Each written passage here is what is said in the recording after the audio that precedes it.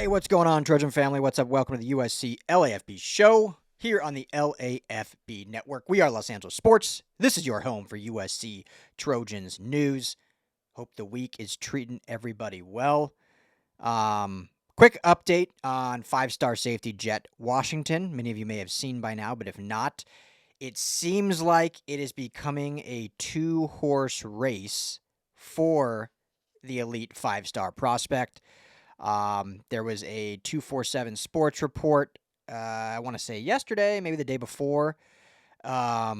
Blair Aguilar, one of their writers, had kind of said it's down to kind of Alabama, Oregon, and USC, which has kind of been the indication for the last kind of couple weeks. Tom Loy said he felt it was strongly more Oregon versus USC. He also said he thinks Oregon is in the lead right now. So that is their report. Everything I've heard and kind of what I've been saying is that USC is firmly in the mix. You know, it doesn't mean they're in the lead necessarily or he's verbaled or anything like that by any means. But I do think there's a real shot that SC is able to land Jett Washington. And now you get all the national recruiting insiders kind of online with that saying, yes, they're in the mix. You know, what does that end up meaning? He should, when does he commit? I think it's going to happen sooner than later. I don't necessarily mean this week. Here we are Thursday.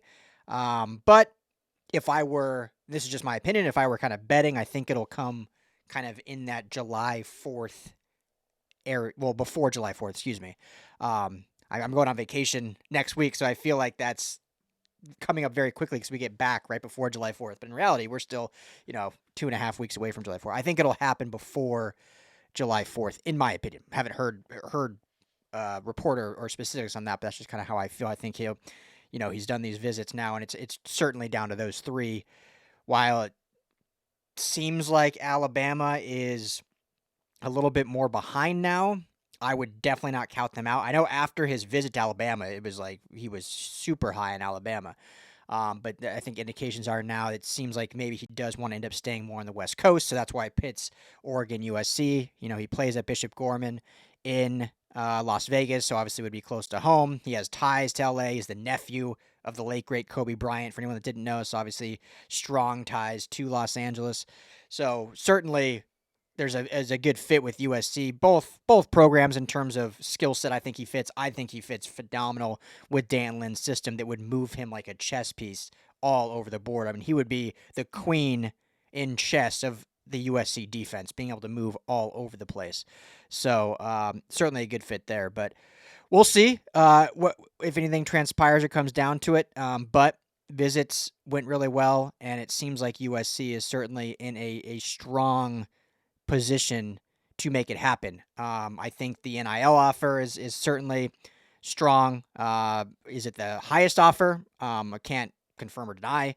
Haven't heard either way, but we do know based on other reporting that it's certainly that will not be the reason he doesn't come to SC is it because he gets outbid necessarily. So it'll be right in line with what he is hearing otherwise. So it comes more down to probably fit and feeling, which I think certainly why USC is in the running now.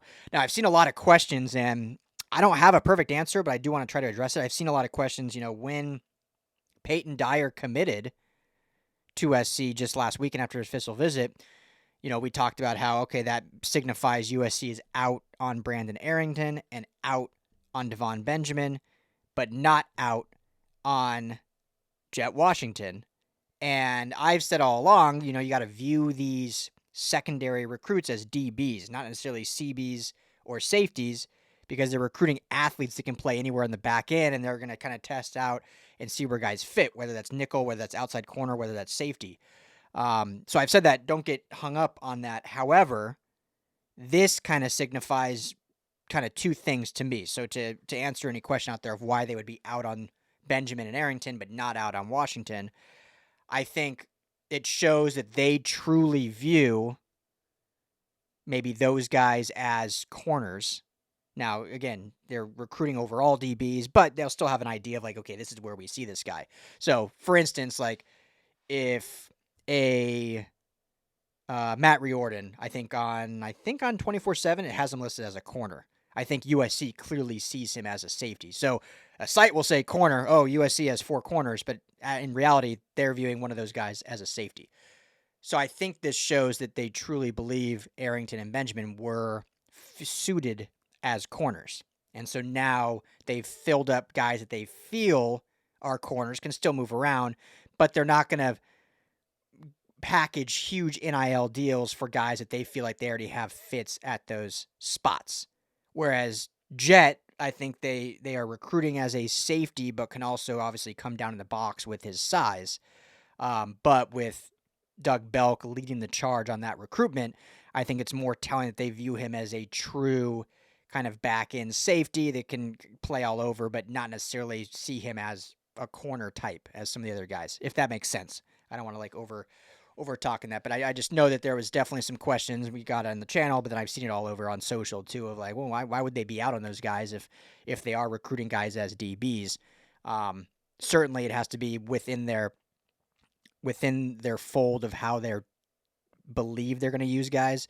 And then also NIL obviously comes in, you know, you can't pay everyone. Yeah, the NIL is great now at SC and it's in a great robust spot, but you can't pay absolutely everyone. And if they think Jett Washington is a better fit based on who they currently have, because again, before Dyer commits, then it's like, okay, well, we have like 2 defensive back openings. So yeah, we could go after both Devon Benjamin and Jett Washington. But once Dyer committed, and it's like, okay, we have another spot filled. Like, we can't add another layer to that. Now, if, let's say, Jett ends up committing to either Oregon or Alabama, there are other safety names out there, but does that mean they would reopen the possibility of an Arrington or Benjamin?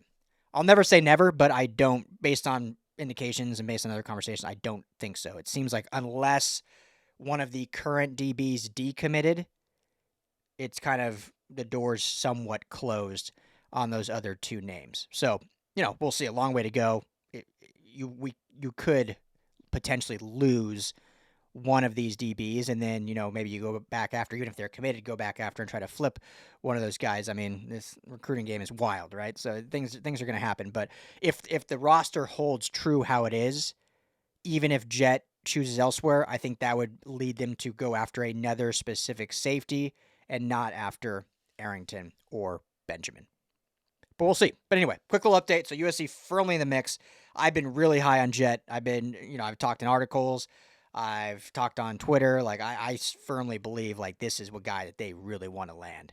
And if you lock in Jett, if they end up, like we believe, getting the commitment of Talanoa Ely on Sunday, on Father's Day, and my next video is going to be about the receiver position, and you get one more elite receiver, wrap it up, keep this class stacked. Obviously, I think they still have room for another defensive lineman probably. Potentially offensive line. I don't think they're pursuing that super hard, but they could add another one. But as is, I mean, you'd be set. You'd be at 30, 31 recruits. You've gotten some of the top guys that you've gone after. And, yeah, so last thing I'll say, and I'll wrap this one up. I think what's been really exciting about this recruiting cycle, and, you know, people can spin it however they want, right? Like, you can always spin things without, if you're not in the rooms and conversations, like, it's hard to truly know the exact.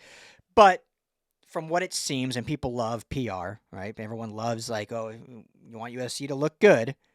I think what the good look has been throughout this process is the guys that they have gone all in on, they've pretty much landed. And the guys that seemed like they were kind of waffling, USC was the one to say, all right, we're moving on. Where in kind of like years past, they got those guys to commit, but in reality, those guys weren't necessarily all in, which is why we saw the bevy of decommitments over the past couple of years. And obviously, we know about the policy changes and having to shut your recruitment down. That's obviously part of it. But, you know, I wrote about just last week, top 5-star edge player. I'll come up with his name here in a second. But a top 5 edge player that was really excited about the idea of USC. Here, I have it right here. Trenton Henderson, 5-star edge out of Florida, I believe. And a month ago, was really excited about USC. Was ready to commit to USC. USC say, well, you know, we want you, but you want to still take some visits. Like, you should test that out. You're from across the country. So we want this to kind of the excitement of being here to maybe wear a little bit to make sure, you know, not going to get homesick or anything like that. They kind of waited. And, you know, now seemingly he's trending towards other schools. It's better that that's happening this way, kind of organically, as opposed to getting a commitment early and then the shock of the decommitment 2 months later or whatever. So I think they're just handling things so much better in a sense of they're the ones kind of controlling the narrative. Guys they really want, they hammer home, they get it done. They've landed basically everyone they've wanted. When you look at Kenai Pepe, when you look at Mark Bowman, we can go down the list. And then the guys that they wanted, but then there was kind of some back and forth. They said, okay, you know what? Go do you. We'll move on to the next. Just an observation. So let me know what you guys think. Jett Washington would be huge. Drop it in the comments below. Make sure to check out our new message board on LAFBnetwork.com. Just hit forums in the menu and drop some comments there. We'd love to get started some engagement up on there. So I am Ryan Dyrud. This is the USC LAFB show. Back with another video here very soon. As always, fight on.